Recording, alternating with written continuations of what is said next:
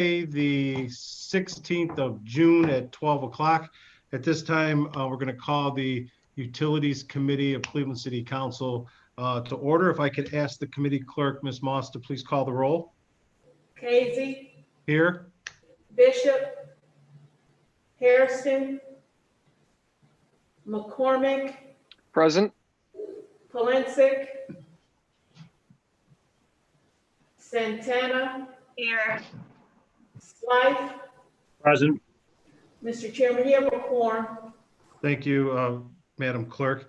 I'd like to let you know that the Utilities Committee meeting hearing is being held during the COVID-19 emergency declaration in accordance with Ohio's open meeting laws as amended by Sub-House Bill 197.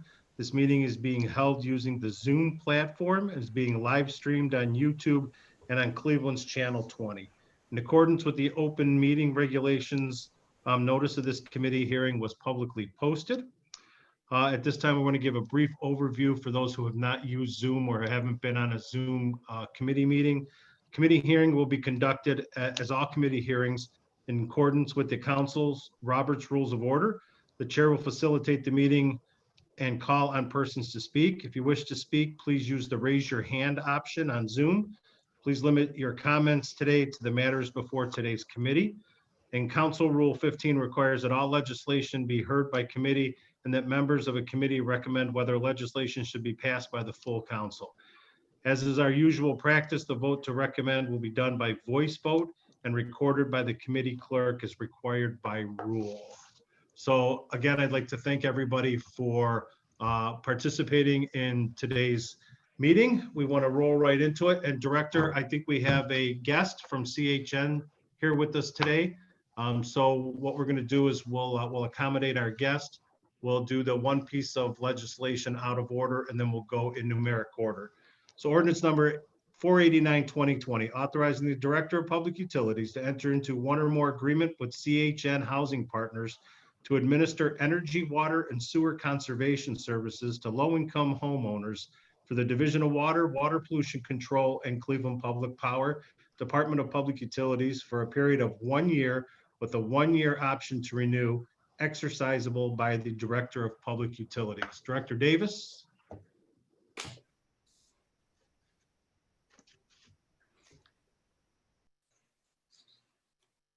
Can you hear me okay? Yes. Okay, all right. CHN Housing Partners, formerly known as Cleveland Housing Network, as we all know, have about 30 years of experience. The purpose of this program is to provide low-income Cleveland area customers with conservation devices, minor repairs to help reduce resource usage that results in the cost savings for utilities, as well as ensure the safety of all our customers' homes and correcting hazardous conditions. With that said, I'd like to turn it over to Kate Russell to kind of give us a high-level overview of the program. Kate, if you're there. Welcome, Ms. Russell.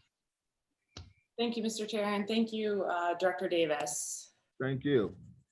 Again, I am Kate Russell, and I'm CHN's Energy Services Operations Manager, where our department currently has 9 federally and utility funded programs to leverage and assist renters and homeowners with lowering energy and water use.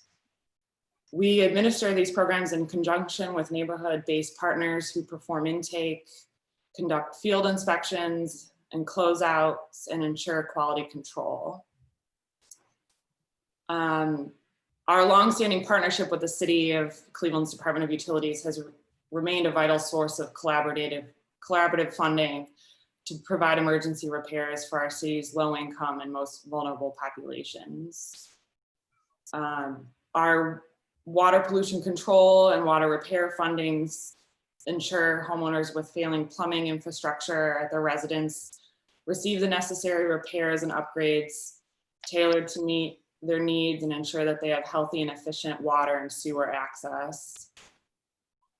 The Cleveland Public Power funds help our applicants reduce their electricity usage in their homes and allow us to repair electrical deficiencies. Through this program, we conduct in-home audits and install appropriate electrical efficiency measures to reduce their usage and improve safety, to allow us to complete comprehensive weatherization services that might not otherwise have been able to be done.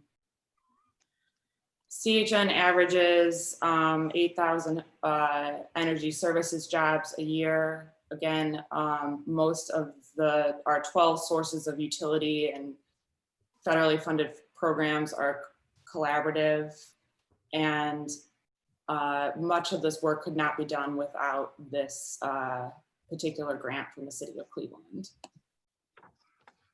All right, thank you, Ms. Russell. I think that just about every one of the council members have at some point or another utilized this with some residents in their ward. Open it up for comments. Councilman Polensek. Can you hear me, Mr. Chairman? Yes. Okay, thank you very much. I wonder if she could just be a little bit more broader and explain a little bit more in detail the services that are being offered. And then again, my question is income restrictions. If she could touch on those as well. Ms. Russell? Sure. I'll start with income restrictions. We follow the state's LIHEAP guidelines for both utility bill pay assistance and weatherization services. That's at the 200% federal poverty level. I don't have those numbers right now, but we follow that for the entire department's applicants, okay. 200%. And the additional resources we have, our largest partners are with Dominion and Dominion Energy Ohio.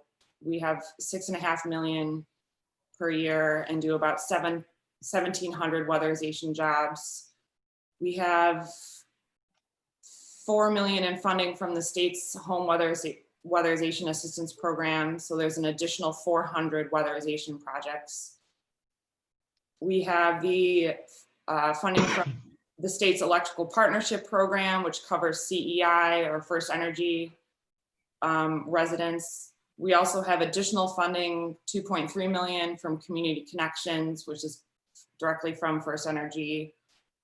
And we have a $500,000 grant from the Northeast Ohio Regional Sewer District, which we collaborate with the water repair and water pollution control funding.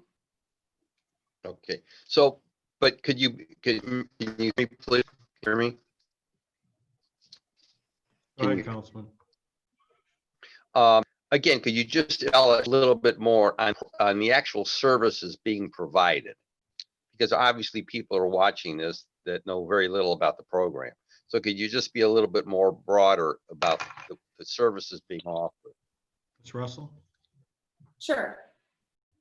Thank you, Mr. Chairman.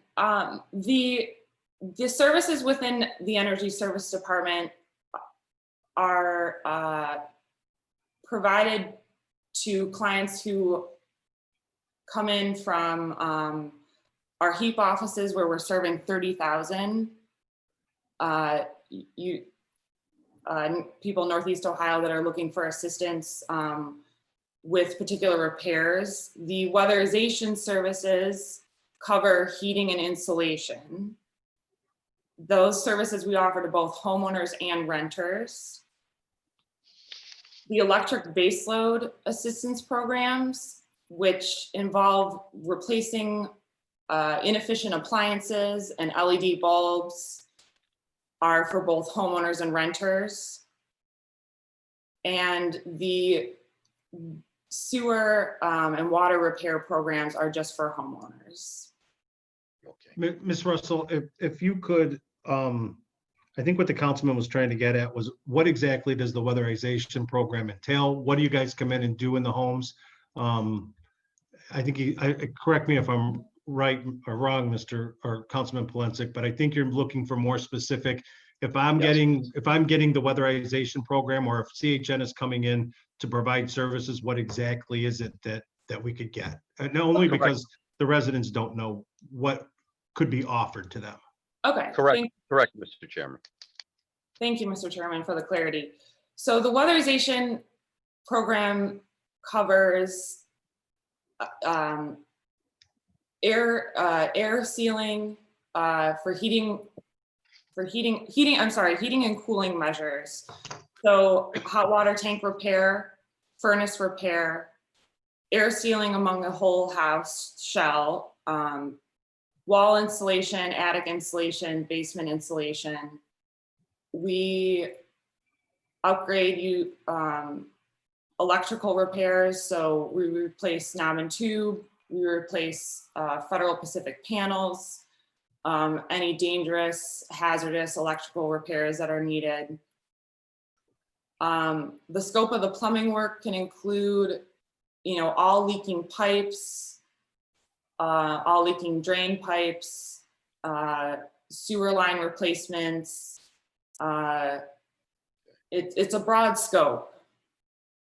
Okay, so that's what I was looking for. So because again, there are folks watching who maybe know very little of the program, and one of the greatest challenges they face every day, most of us in City Council, is providing services and educating our citizens as to, especially the neediest of the needy, of what program or help is available to them. We want people in safe conditions. Don't want there to be any hazard, and especially for low income and elderly residents. So I thank you for the explanation, and I am in support of this program. Thank you, Mr. Chairman. Thank you, Councilman. Director, can you work with CHN to maybe come up with a pamphlet or something, or some additional information that we can use to help promote the program through our newsletters or whatever? Yeah, absolutely, Mr. Chairman. We can work with our CHN partners. And we they may have information already that we could provide. Is that correct, Kate? That is correct. We promote the program to our, again, the 30,000 clients that come in for utility bill pay, which is our our largest touch point with the community.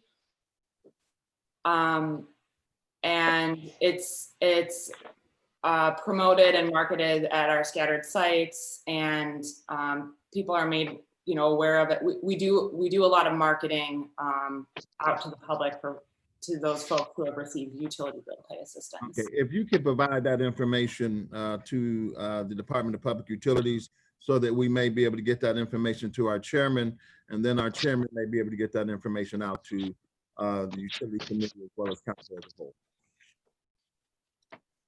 Absolutely. All right, is that it, Mr. Councilman Polensek? Yes, it is. Thank you. All right, Councilman Charles Slife. Thank you, Mr. Chair. I have on my screen, I'm kind of doing a split screen, and I have the legislative summary up also.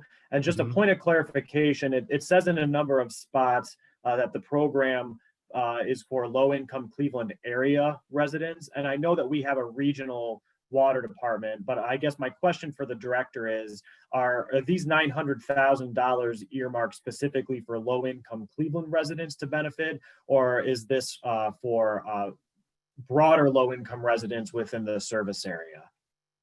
Thank to the chair, to the councilman. And this is for low income in the city of Cleveland, the city proper. So this funding is for the city of Cleveland and city proper. Okay, thank you. That's my only thing. I yield the rest of my time. All right, thank you, Councilman. Councilwoman Santana.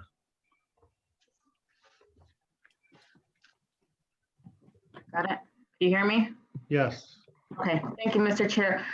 Kate, are you able to provide information on the residents that are served through your program per ward? I think that would help with our marketing strategy. Yes, we can do that, and that has been submitted. Okay. I can send that to you directly. Okay. Thank you. And I want to thank CHN because we got about 60 new homes coming out that were built in the Stockyard in the Clark Fulton neighborhood, and residents are ecstatic about it. So thank you. I appreciate your services. Our residents are really benefiting from it.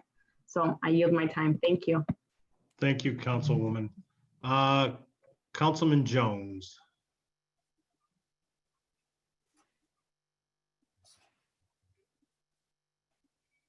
Is Councilman Jones there? Going once. Councilman Jones? Got to unmute. Problems. I've been having problems with trying to hear you guys. So I missed some portions of what they were talking about. So my understanding is that this is a program to help Clevelanders, and then I didn't hear everything else. So how much money are we talking about this program, Mr. Chairman? And is this ordinance 489/2020? Councilman Jones, in order to be properly recorded, you have to be seen on screen. If you can't, Oh, you can't see me right now? No. Oh, I'm sorry, I didn't know that. Okay. Okay, there you go. And please, if you could please stay stable and not go moving around, we'd appreciate that. It's a $900,000 for 1 year with an option for an additional 1 year period at the same anticipated cost. It's going to be a $500,000 through the Division of Water operating budget, 150 through Water Pollution Control, and 250 through Cleveland Public Power, all through the operating budget. And that's for just Clevelanders only, is that correct, Mr. Chairman? Yes, City of Cleveland proper. And do they have it broke down how they're going to serve the citizens with this? I don't think they have each big dollar amount broken down per resident yet. No.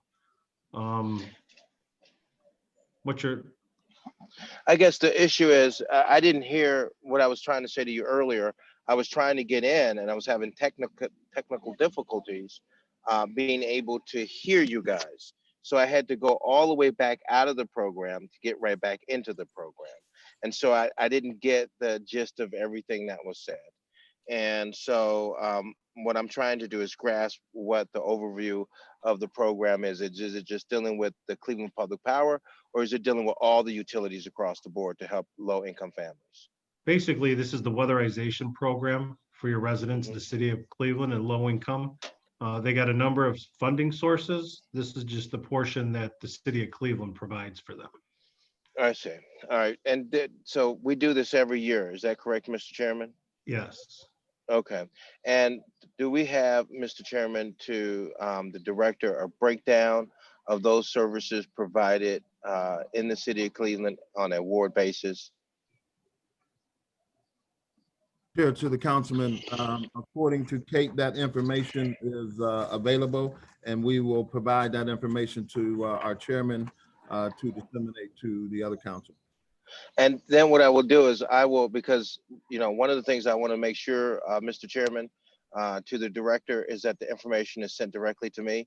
So I'll email you just to make sure you give that information to me, because one of the things, Mr. Chairman, to the director is that the information that you send to us or allegedly sent to us, I don't get that information. So I'm sitting here asking you questions, but you guys are pretty good, Mr. Chairman, to director, and you director, and getting information back to me. So I'm appreciative of it. But in some instances, it goes somewhere else, and I never see it. All right, we'll get you the information. Thank you, Mr. Chairman. Thank you, Director. You're welcome. Thank you. Councilman Brackatelli, did you have? Yes, thank you, Mr. Chairman. Just wanted to weigh in real quickly. Been working with Cleveland Housing Network and Cleveland Housing Partners for a while, and Kate and her team do a fabulous job, especially around these utilities and helping our families. I just wanted to point out their website, chnhousingpartners.org, is a pretty robust website. So there's a linkage there that folks can find a lot of information that we've been asking for. Just want to let folks know that their website has a lot of connection to the utility services, real estate services. We had a robust discussion this morning around their now rental assistance program that we're going to be funding. So these all go hand in hand, that when Cleveland Housing Network are going in and working with our families, whether it's through utilities or whether it's through rental assistance, they're doing a complete wraparound of the services that they offer. So just want to remind folks that they can connect in through their website as well. Thank you, Mr. Chairman, and thank you, Director. Thank you. Kate, thank you, or Ms. Russell, thank you very much for providing the information and taking your time out of your day to spend with us. I know this is a very good program that CHN provides to our residents of the city of Cleveland, especially our low-income residents. So it's very much appreciative. Ms. Moss, do we have to call the roll, or Council President, do we have to call the roll if there's without objection? We've done it both ways. Some of the committees do an actual voice vote. I've done without objection. That's what I'll do at committee of the whole tomorrow. So it's up to you, Mr. Chair. Or I would say, I would defer to the clerk, but that's my understanding. Ms. Moss, should we call the roll, or can we do without objection? It is your choice, Mr. Chairman. Without objection, ordinance Objection. 489, 2020 passes, and it'll be sent for the committee of the whole tomorrow for passage with the full council tomorrow's agenda. Correct, Council President? That is correct. Anything that you want to be heard, just make sure the clerk knows that so it's on the agenda for tomorrow. Okay, thank you, Ms. Russell. Moving on to ordinance number 261, 2020, authorizing the Director of Public Utilities to renew the lease with City Rose LTD for certain property at 743 East 140th Street, Cleveland, Ohio, for a term of 2 years with a 2-year option to renew, exercisable by the Director of Public Utilities for the public purpose of operating the Division of Cleveland Public Power's East Side Service Center at 743 East 140th. Director Davis. Thank you, Mr. Chairman. The lease renewal for CPP's East Side Service Center located on 743 East 140th Street is set to expire in August of this year. This lease includes the building, parking lot, French storage yard. CPP wishes to renew its current lease for 2 years with a 1-year option with 2 additional years. It is important to note that Commissioner DeRosa has been actively pursuing trying to find a new building and or look to build a new East Side Service Center. Unfortunately, he has been unsuccessful. We're going to continue to look to purchase and or build in the near future. And so this would allow us 2 more years to stay in the current building with certain improvements being done as a part of this lease agreement, and so that we can continue to hopefully find a new home for the East Side Service Center. Commissioner DeRosa? Yes, can you hear me? Yes. Okay, so as the director said, Mr. Chairman, we've been working since 2018 to survey industrial properties. We've been working with a commercial real estate broker to assist us with CPP staff. We toured many different properties and reviewed this the statistics on many other properties we chose not to tour, but whether it was price, location, because this is, the East Side Service Center, or just the configuration of the properties, we were not able to find a new property to rent. And it's also difficult, to build from the ground up, to have the budget to do that without the planning that needs to take place. So we're continuing to look during this 2-year lease renewal. And our goal is that we would make decisions so that at the end of this 2 years, I believe it's CPP's position that they would like to be in a different building. Happy to answer any questions about, the current building or any of the properties that we had looked at. So, Director, we have been at this property since the year 2000, correct? So we've been paying rent or leasing this property for 20 years. To the chairman, that's correct. All right. And Commissioner DeRosa, you've been looking for the past 2 years for a place, correct? Correct. So rent at this facility is not cheap. right? It's $250,000 a year, plus we have to pay the property taxes and utilities and everything else on the property. And then I see after the initial 2 years option that they want to increase the rent from 250 to 262,500 per year. Commissioner DeRosa, I have a hard time understanding why the city is paying.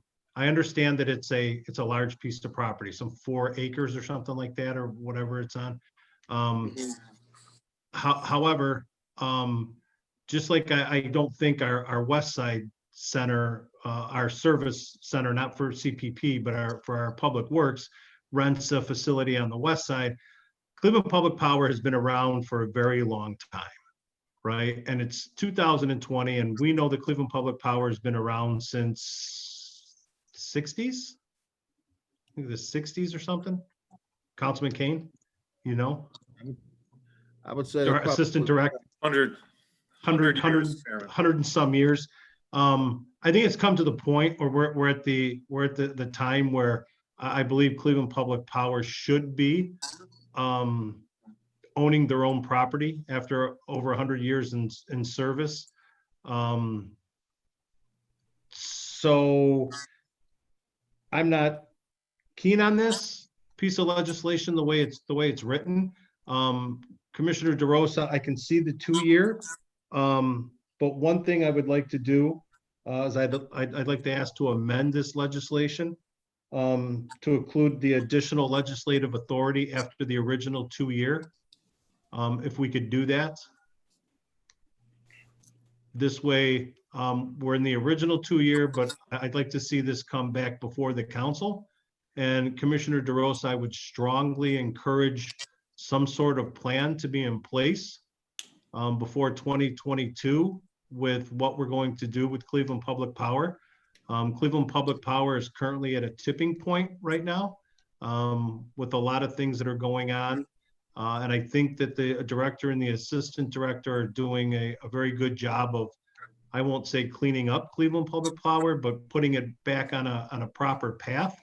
And I think part of that is going to be able to call a certain section of the city home for Cleveland Public Power, as opposed to leasing it.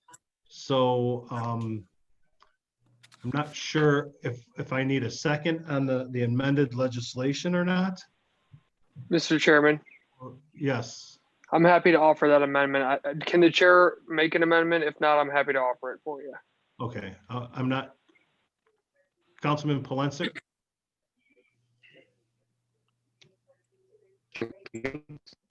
Yes. Can you, Yes. because the You're breaking up, Councilman. I know I'm sitting is over. But, All right.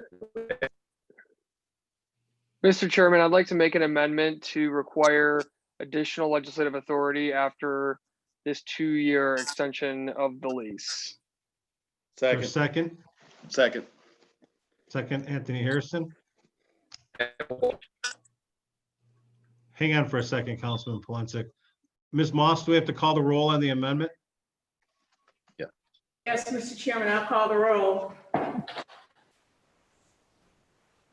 Casey, Yes. Bishop,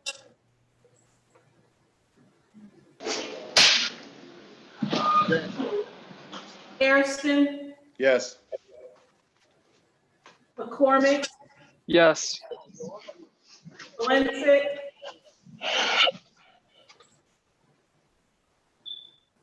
I think Councilman Polensek's a yes too. Yes. Take it. Santana. Slight, Yes. 7 yeas, 0 nays on the amendment for ordinance 261-2020. Okay. Councilman Polensek, we're gonna try this again still. If not, just walk down the hall and come in here Take care. to where I am.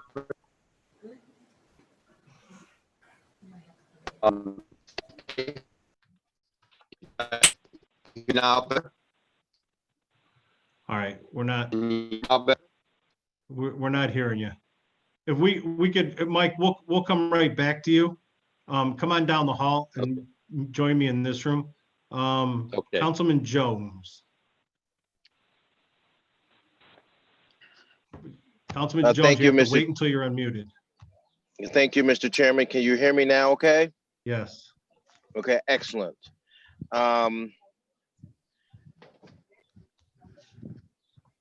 With this, what was the plans, Mr. Chairman, to the director?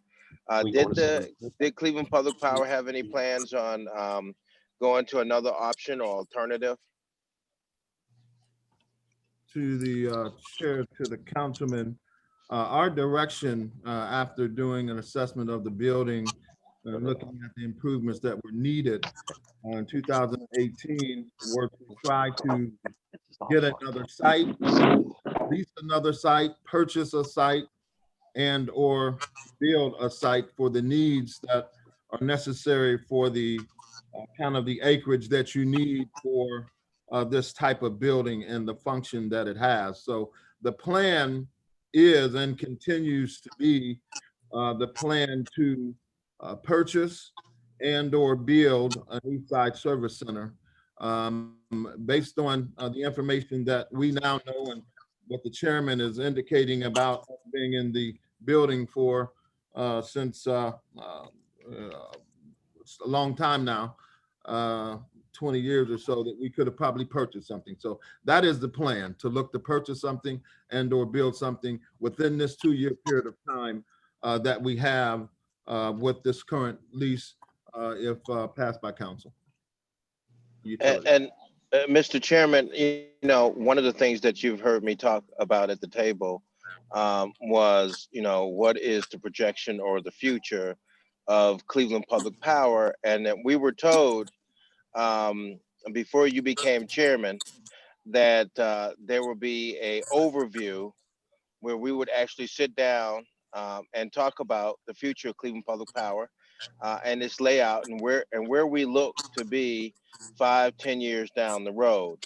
And so, Mr. Chairman, to the director, are you guys anywhere near being able to put together a presentation to brief the Cleveland City Council and the citizens of the city of Cleveland as relates to what's the future of Cleveland Public Power? To the chair, to the councilman, yes, there's certainly a plan. We can obviously meet to talk about what we're doing, you know, currently, what is existing right now. But our plans for the future is obviously we're looking at a feasibility study, we're looking at a rate study, we're looking at a condition assessment. All of those things are being done to put us in a position to talk about the future of CPP.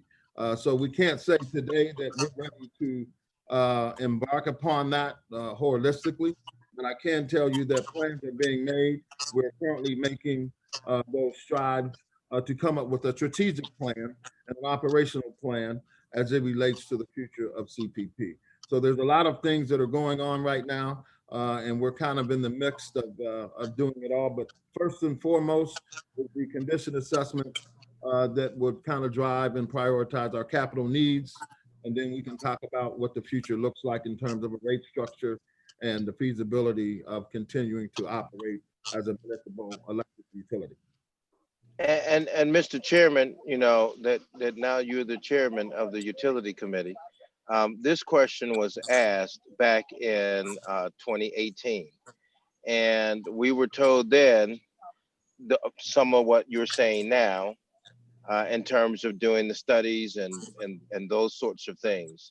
And Mr. Chairman, I just want to say that it's fine and all right, but we need to have some kind of timeline for this council and for the citizens to have an idea of where we are somewhere in the immediate future. Because as you know, that's 2 years out now. We're in the 3rd year and we still don't know anything. So, Mr. Chairman, to the director, I know it's a lot to get together and organize. And I would presume, Mr. Chairman, to director, you're not over the utilities committee. You oversee it, but you're not the main fellow, right? Are you talking to me? No, I'm talking to the chairman. I mean, to the director. Okay, what I'm sorry, what was the question? Who's the head of Cleveland Public Power? Ultimately, I am, and then there's a commissioner, and there's a director, of course, and then an assistant director, and then there's a commissioner. Right. So who's the director? Who's the director? I am the director. You're the director right now, running the whole I'm department. the director since 2015. But don't you run more than just Cleveland Public Power? All the All right. water. Director, Councilman, I'm really trying to keep this related to the legislation. We did have a scheduled meeting to go over the future of Cleveland Public Power. However, the COVID hit before we could have that meeting. We Right. will schedule one as soon as, it's not one that I want to do via Zoom. It's one that I want to do with an in-person. So I can tell you that as soon as this whole thing and we're allowed to meet again in person, we'll be having a meeting regarding the future of Cleveland Public Power. Do you have any other questions regarding ordinance number 261, 2020? Mr. Chairman, no, but I do like to have miscellaneous because I have questions. Well, we'll for do the miscellaneous director. after we do legislation. Thank you, Mr. Councilman. Chairman. Councilman Polensek, are you back with us? No, hey, Can you wait till they hear me? unmute you. Can you hear me? Yeah. Put me into the action, like next stop is industrial, okay? To figure out how we do this thing right. My question is, and Councilman Polensek, hang on, we can't hear you. Hold on for 1 second. Mike.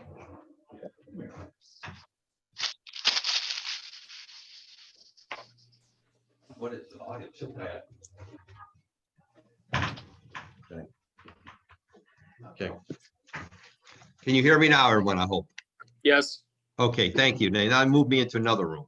I said the next stop is the men's room. Okay. Let me look at it to all my colleagues from a historical perspective. I was here when Cleveland Public Power originally located this facility. And the reason for it is because the northeast side had the largest concentration of Cleveland Public Power. In fact, it still does have the largest concentration. And we were at a very awkward situation because we had to wait for trouble crews to respond from West 41st Street in the day to get all the way to the east side to deal with outages and storm damages, et cetera, et cetera. So it was a real problem. So those of us in the council at the time, we supported the creation of an east side service station. Our hope was at some point, and I think Councilman Casey and others have touched upon it, was that we would get a permanent facility, just like we looked for a location for water pollution control. And we found that on Kirby at Eddy Road, a wonderful facility they have there. We never thought, any of us, that we would be at this location for over 20 years and it would have paid in over $5 million plus for rent over this period of time. And, you know, so am I aware that we need to have an east side service station? By all means, we have to have that. It's a given, just due to the sheer volume of customers. But I think, again, as the chair and others have indicated, we've got to move toward establishing a full-time facility out there that we own. And this is the first time I've heard from the administration that you've been looking. No one has talked to me. I don't know if anyone has talked to my other colleagues on the northeast side about the possibility of locating a site. So I would respectfully ask through the chair and through the director that we be brought into the circle, because maybe we are aware of a potential location. But in the interim time, the site does not look good. And I know Councilman Hairston is on the line as well, because we share that corridor, East 140th Street corridor. We've asked in the past that there be some type of improved signage to make the site look more attractive. It is just an unattractive location. And right now we're working on several development projects for the East 140th Street corridor, including the former Longfellow Elementary School, which is in the pipeline now. So all I'm asking of the administration is that if we're going to stay there for another 2 years, that something be done not only to address the building conditions as I see in the report as it pertains to the roof and other issues, but we work together to make it more pleasant looking, especially at the entrance from the east 140th portion of the property. I don't think that's too much to ask. City properties, in my opinion, should look good, should add to the ambience of the community. It shouldn't look like an afterthought or something that's buried in the backwoods somewhere. So again, I'm going to respectfully ask through the chair and to the director that something be done with the signage, and that you work with myself and Councilman Harrison on trying to establish possibly a better location, or in fact, buy the existing property and then improve it. But to continue to stay in this rental situation as we've been in, I don't think is acceptable to anyone at this point. Again, no one ever thought we'd be there 20 plus years in a lease situation. So that's it, Mr. Chairman, and thank you for my being able to bounce from one room to another here. Thank you. Take your nap. All right, thank you, Councilman Polensek. Councilman Hairston. Thank you, Mr. Chairman. Council Polensek shared some of my thoughts as well. As he said, we have been communicating with members of the public utilities about the need to enhance the appeal of the 140 site. As you come down, there's rocks and gravel all over the sidewalk, and the sign, you know, if you're not driving 10 miles an hour, you really will miss the facility. And really, it just needs a little bit of TLC to help uplift the condition. I know that we are looking to get out of this place, but just for now, there needs to be some sort of minimum enhancement, you know, for a curb appeal for the facility there on East 140th Street. As you said, there are some major projects that are occurring along that corridor, and to have this place look the way it is, you know, just really isn't acceptable. And through the chair to the director and to Mr. DeRosa, you know, just east of this facility in Ward 10, there's a couple of manufacturing sites. There's Old Manitowoc site. There is the TRW site that's located there. An individual developer has purchased those properties over the last few years and has been made several improvements. And I believe that at one point he had offered for someone from public safety to come out and look at the site, because at that time they were looking for a space for their, I believe the vehicle maintenance, or they were looking for some other services. But however, I know those are two sites that I believe that he has offered not only a rent option, but ability to own some of the land and some of the buildings that are on the parcels that he owns currently there. So I would give you all his contact information for you all to reach out, or for him to reach out to discuss some potentials there as well, as you continue to move to the process of locating a site. All right, if you could send that information and Commissioner DeRosa, that'd be very helpful. Commissioner Yes. DeRosa and Director, I think you get the gist of where the council's coming from. So hopefully within this 2-year period, we've got a plan in place. We know CPP is not going anywhere, so it's about time that it has its own home on the east side. And I agree. 20 years too long. I agree. I agree, Mr. Chairman. And All right, so without objection, ordinance number 261, 2020 as amended passes, and it'll go to the committee of the whole, and recommendation for passage from the whole council at tomorrow's meeting. Thank you. Thank you. Ordinance number 370, 2020. Authorizing the Director of Public Utilities to enter into one or more contracts with Itron Incorporated for professional services necessary to provide automatic meter reading services, including but not limited to acquiring licenses and recommending integrating and installing upgrades to the existing systems on providing hardware and software maintenance, and enter into contracts for the various written standard purchases and requirement contracts with Itron for the purchase of meters and related equipment and services and labor and materials to provide modifications to existing equipment for a period of 2 years with the 1-year option to renew, exercisable by additional legislative authority. Director? Yeah, thank you, Mr. Chairman. Itron is currently the provider of Cleveland Water's AMR system. This request includes the continuation of the current hardware and software support, the related professional services to upgrade, and this proprietary software will also further to enhance the reliability of the network, increase the ability to have accurate data. So, in short, we've had this system since July of 2012.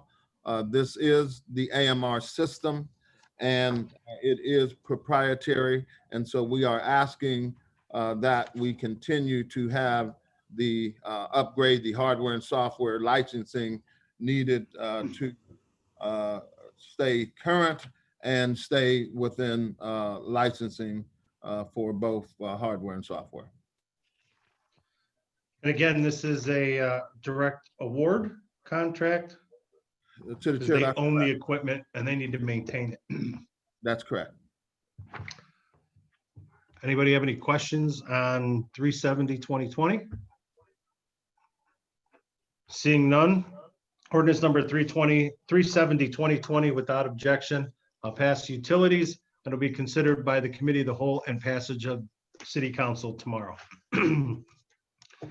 Ordinance number 372-2020, determining the method of making public improvement and creating and installing building identification signs at up to 12 water treatment plants and various multi-building secondary sites, and authorizing the Director of Public Utilities to enter into one or more public improvement contracts for the making of the improvements. Director? Yeah, thank you, Mr. Chairman. As you know, CWD owns 4 water treatment plant booster pump stations, elevator storage tanks, and a lot of other facilities. During a recent inspection, the city of Cleveland's fire marshal, it was determined that we need to have these signs to meet the fire code. So an assessment was done of CWD sites in 2019, and this ordinance is needed to proceed with construction of signage. And this legislation will lead to one or more improvement contracts with construction estimated to be 1 year or less. All right, Director, $300,000 at first sight for putting big letters A, B, and C up on the side of buildings seems excessive. But our own city sign department cannot make these signs? To the chair, to Mr. Chairman, the specifications of these, the height of these buildings, put forth a certain specification that was recommended that our print shop could do. Commissioner Margevicis is here to maybe expand in a little bit more detail on why our print shop could not perform this task. Commissioner? Yes, thank you, Director. Thank you, Mr. Chairman. First of all, this is a requirement at our campuses where we have more than one building, where if the fire department comes on site, they might get confused about where the problem is. Is the fire in this building, that building? Originally, they wanted addresses, unique mailing addresses at each building. And we said, well, could we do something different? We thought addresses would be confusing if different specific buildings had addresses. Can we do letters instead? They agreed with that. We looked at different material for signs. We could go with a more standard aluminum sign, which would be cheaper. But some of these are going to be in pretty difficult installed locations. Our Crown facility, for example, we want that high up so that it's visible from the street. That's 40 feet up. These are contractors that are going to have to come with lifts and put them up there. And because we don't want to go back after 4 or 5 years when the signs might start to get a little old, we thought let's go with a more durable sign. So we are proposing to use a high density urethane material on these signs, which should be more long lasting. And the intent is to use competitive bidding to get the absolute best price we can by getting competitive bids to do this work. And we're all about doing it as cheaply as we can. All right, and again, this is going on 12 different facilities, and it brings us up to compliance and code with the fire marshals, right? Correct? That is correct. That's 12 sites, both in the city and in the suburbs where we have multi-building campuses. All right, anybody have any questions on 372-2020?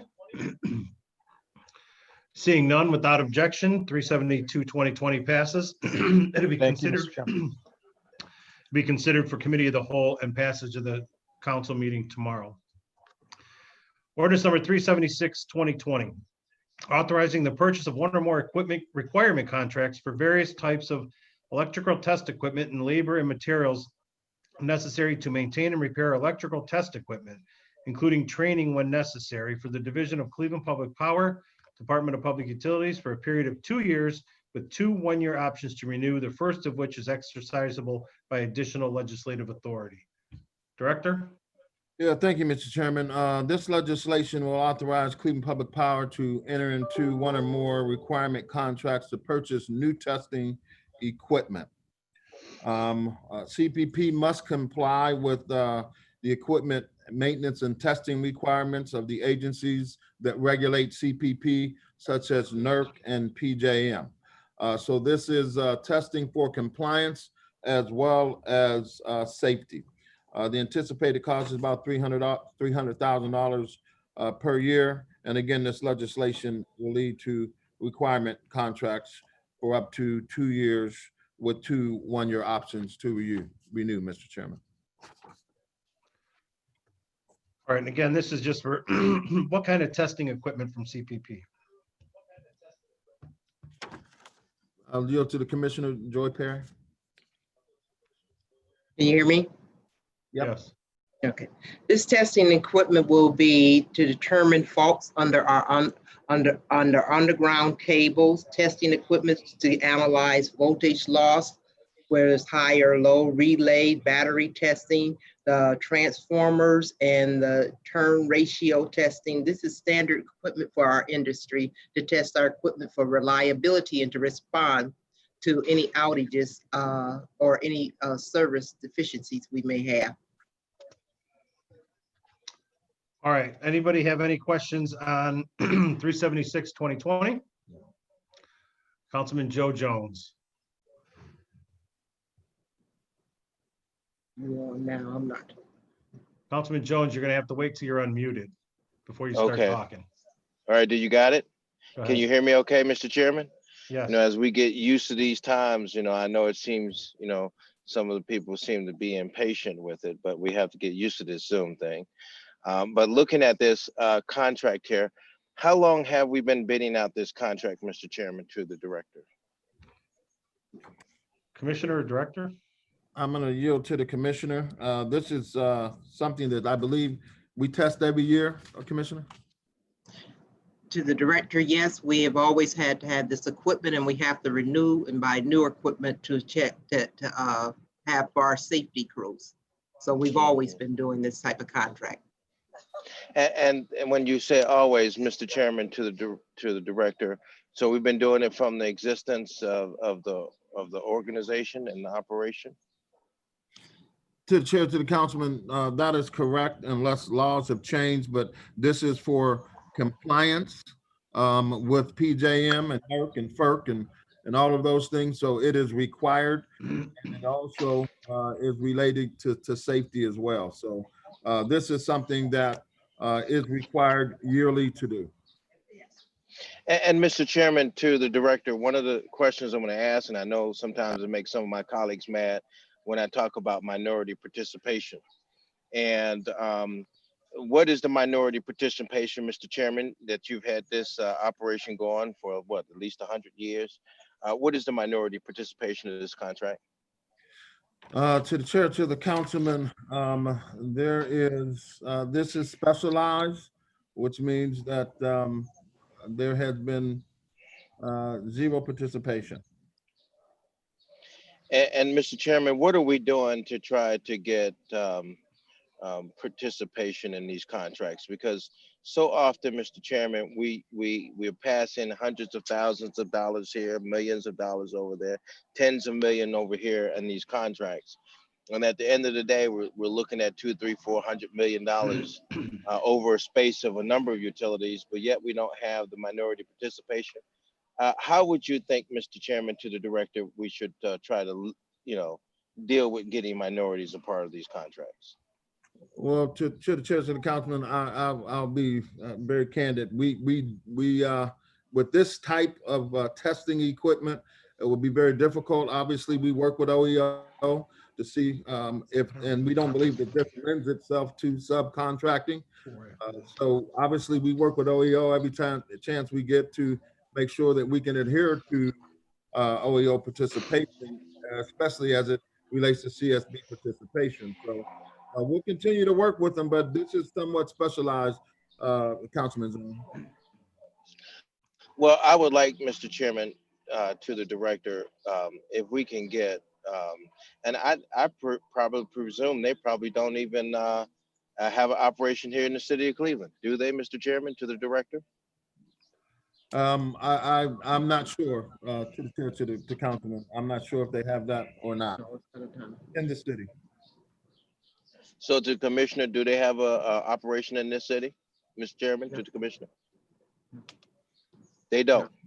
Do they have an operation in this state? To the councilman, no.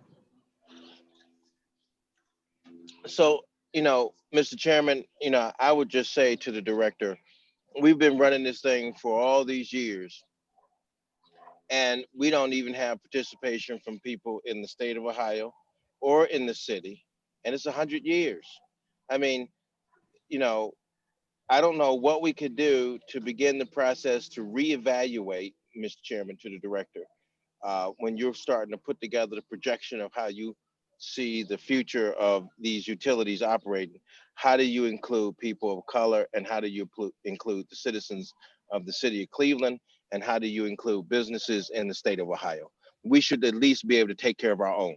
And if we can't take care of our own as it relates to these contracts, it makes no sense. And so, Mr. Chairman, I'm going to keep hitting this table on the issue because it's not just one contract, Mr. Chairman. It almost appears like it's all of them. And so I would ask if you could, gentlemen, I know you're very smart, and I know the commissioner is very smart. She's always smart. If we could find a way to make that happen, this council person and my constituents would be very happy and pleased to see some kind of diversity in your program. Thank you. I just want to remind you, first of all, we went through the racial breakdown of what we can control by hiring practices through CPP and our Department of Public Utilities, and it's very well racially diverse. And when it comes to this, I want you to remember that subcontracting goals were a part of this bid project, but the Office of Equal Opportunity determined during their evaluation that based on the work to be performed and the specific, and it being so specific, it's impractical to subcontract parts of this contract out. So because it's so specific and it's so entailed and detailed, my suggestion would be that if you want to see more Clevelanders or African Americans hired to do this type of work, you're more than welcome, I would assume, to start a business and get something that's this specific, because this kind of detailed work is so specific that not just any old laborer can do it, right? This is stuff that is high tech, and it needs to be done, and we need to get it done by the best people that we can find, and whoever that may be, whether they be in Ohio or elsewhere, I want to assure that it's done and done right, and we can move on from there. Well, Mr. Chairman, and you're right. Some of this work that is subcontracted out is highly specialized, and it needs to have the people who have put it together to do it, to test it.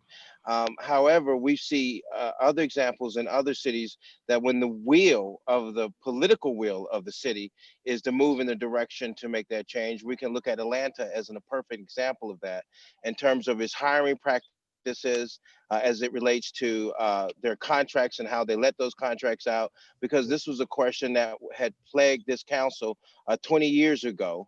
And so I started doing my research at the National League of Cities. And so at the end of the day, we can make this happen. It has to be the political will of the leadership to do so.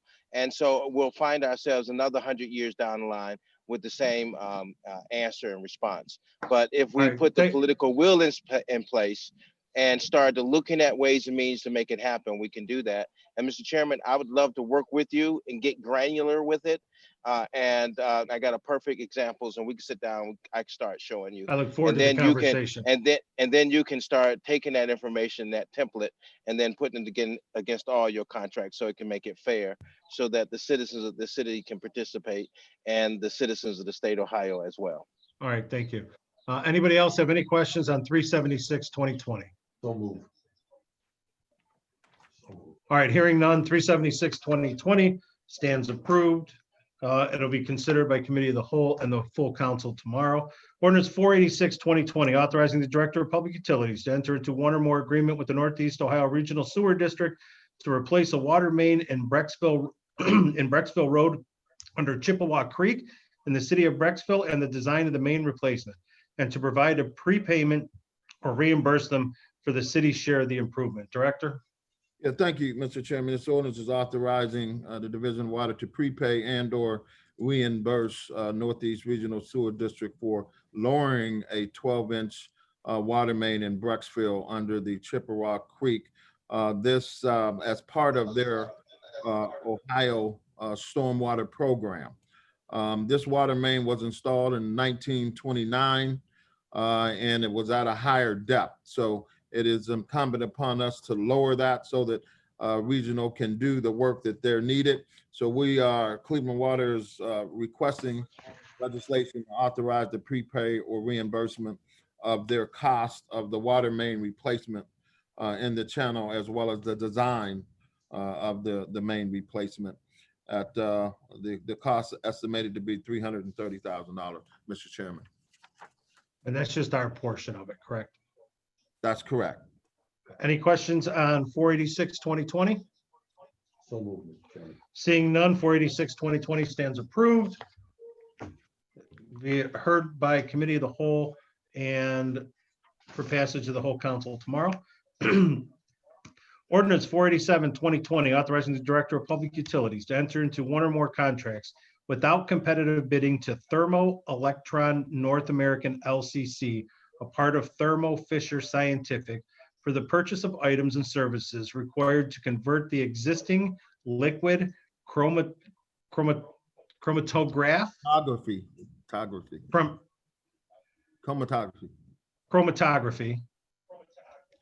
into a tandem mass spectrometer, including software and other necessary appurtenancies, training and maintenance for a period of 3 years, with 2 one-year options to renew the maintenance, exercisable by the Director of Public Utility. Aside from being a Rhodes Scholar, do you want to kind of break this down? You know, yeah, I want to break this one down for us so that we can at least understand a little bit of what we just read. Yeah. So basically, this is laboratory testing equipment, right? And so we're seeking the authorization to enter into a direct award with the Thermo Fisher, who has this equipment, and we can add it to CWD's existed liquid chromatography, along with the add-on of a spectrometer. So basically, what's happening is that we can test certain things like PFAS and PFOS, and this is chemicals that we test every day. Well, I'm going to break this down for you, Mr. Chairman. This testing that we do in-house will allow us to have near real-time testing and meet EPA rules and regulations, make adjustments to the treatment process. And that's basically what this is. We test probably 160,000 different tests annually. So this gives us the ability to do the new testing with new regulations that come out. We'll make sure that we're on top of it and able to do it in near real time. In a nutshell, helps keep our water cleaner and safer. Yes, absolutely. Okay. Anybody have any questions on 487, 2020? Councilman Jones. Mr. Chairman, I appreciate your patience. The question I have to the director on this testing, is this a machinery that you actually use to test individual samples of water? Or is this one of those machines where it automatically tests the water as it moves through? To the chair, to the councilman, this is samples that we take that we will, and it may be both ways. I yield to the commissioner, but most of the time we're taking the sample and running the sample through our equipment to get the results or the analyses for drinking water contaminants. That's basically what it does. And Mr. Chairman, to the commissioner, Mrs. Joy Perry, how does it work? This has nothing to do with Cleveland Public Power. This is. I said water. to Mrs. Joy Perry. I just said, Right. Mr. Chairman, to Joy Perry. Right. Is she? Oh, she's not a part of that. So who's here to talk about the water, how it works? Commissioner Alex. Yes, thank you. Thank you, Mr. Chairman, to the councilman. Councilman Jones, what you're referring to, sometimes we do this in some cases, is online testing or inline testing, where the instrument is measuring water as it is being processed through the process in real time. That's not what this particular device is.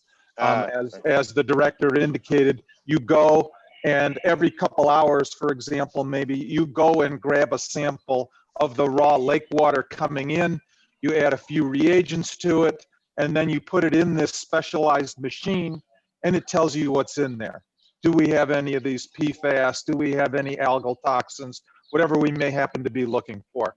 So online instruments do exist, but in this particular case, that's not what this instrument is. Mr. Chairman, I just appreciate the work that the water department does to keep our water safe. And, you know, I have no unreadiness on the legislation, but I do want to ask the last question on this. As we have been testing and we've seen a lot of chemicals, farming chemicals coming from the Sandusky area into our lake and contaminating it and causing for actually the contamination of our drinking water. How has that impacted us in current times? The quality of our water. Do you want me to jump in on that, Director? Go ahead, Commissioner. Okay, Councilman, I think what you're primarily referring to, what happens in Sandusky and in western basin of Lake Erie, all the phosphorus fertilizers that ends up in the western part of Lake Erie especially leads to the algae growth, the major algal blooms, and then the toxins that result from that. Since Toledo happened a number of years ago, all water systems are on much higher alert. We actually do a lot of testing above and beyond. We're involved in advanced research with the federal government. We have buoys with instruments on them out in the lake where we're measuring in real time what's going on. So we're on high alert during the summertime. This is well, algal season really peaks in July and August. So that's when we're really going to be watching closely and carefully. Fortunately, here in the central basin of Lake Erie, we don't get hit as hard with algal blooms like they do in the western basin in the Toledo area. But nevertheless, we are on high alert. We do know how to treat it. If it were to come, if we did have algae, but the thing is, you have to be on alert. You have to be constantly vigilant, ready for it, and then you jump into action if it starts to come your way. right. Mr. Chairman, thank you to Alex, and I'm sorry I got mixed up with Joy Perry because she's so smart too. So I just right, gravitated to her.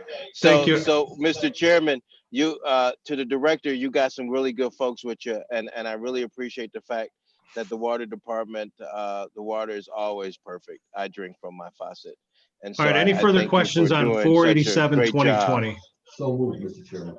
Thank you. All right, seeing none, 487, 2020 stands approved to be heard by Committee of the Whole and the passage of City Council tomorrow. 488, 2020, authorizing Director of Public Utilities to exercise the first option to renew contract number CTNF 2019 with Pinckney Enterprise LCA DBA Take a Break Quick Catering to provide a first-class food and beverage service at the Carl B. Stokes facility.